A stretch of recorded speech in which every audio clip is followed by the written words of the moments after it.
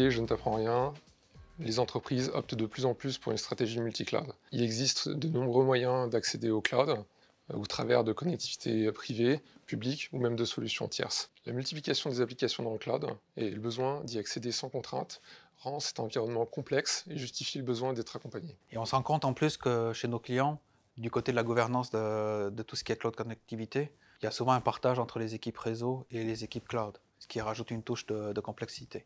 Mais au bout du compte, ce qui est important, c'est de pouvoir maîtriser l'enveloppe totale des coûts. Et c'est pour ça qu'on a développé notre outil de modélisation des coûts, donc Total Cost of Ownership, TCO, qui permet à nos clients justement d'avoir une vue aujourd'hui, à moyen terme et aussi à long terme sur leurs coûts.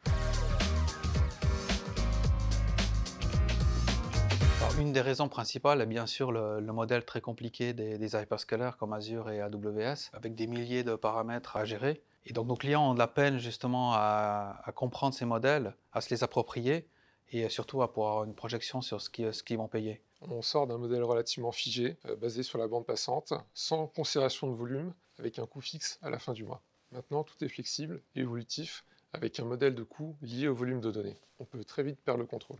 En plus, si on se projette dans un environnement multi-cloud avec différents acteurs, cloud service provider, fournisseurs de solutions réseau, on arrive très vite à une grande complexité.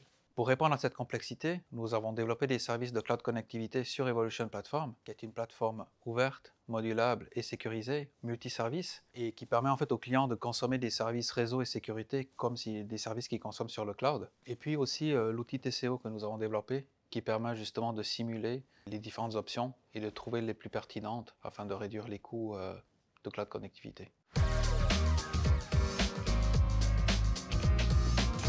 S'appuie sur des données publiques en grand nombre provenant de multiples sources. Ces données sont agrégées dans un seul et même outil, simplifiant la gestion des coûts. Le client peut comparer les différents scénarios et le pilotage global de la solution est assuré par Evolution Platform.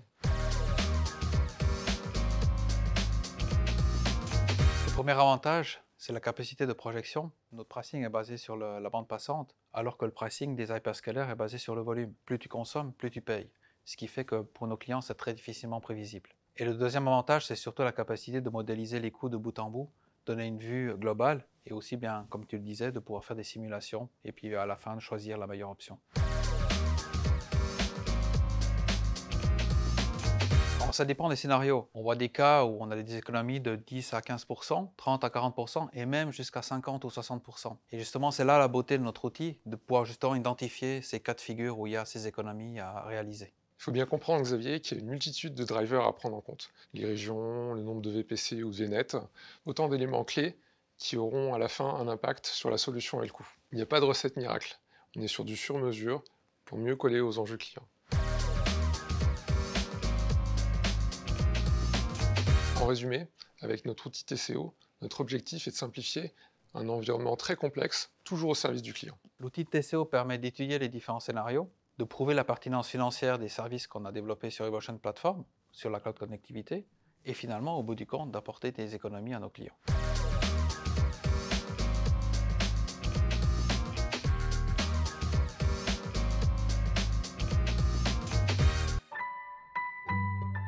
Orange Business.